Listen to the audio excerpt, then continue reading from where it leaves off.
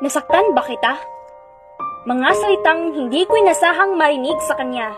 Mga salitang natili sa isipan ko na kahit gusto ko nang kalimutan at magpanggap na parang wala lang, pero itong puso kong duguan ayaw makinig kong pagsabihan.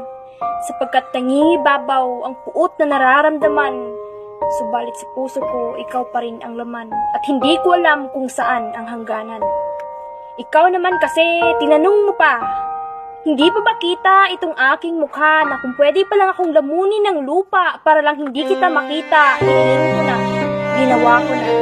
Manhid mo kung alam mo lang kung gaano mo ako nasaktan, pero ganun rin kita gustong lapitan at lumuhod sa iyong harapan na huwag mo akong iwan kasi kailangan kita at ayokong mag-isa. Mabuti na lang at matigas itong aking katawan at hindi sumunod sa aking puso't isipan na ikaw ay lapitan. Pagod na akong magpakatanga sa taong katulad mo na walang ibang ginawa kundi paglaruan ng damdamin ko at paikutin ako sa mga palad mo. Miss na ako sa'yo. Bahala na ang tadhanang gumanti sa'yo. Naway maranasan mo ang pagdurusang dinulot mo para sa huli masabi kong nirisi at tanungin ko ang mga katagang iniwan mo. Nasaktan ka ba niya?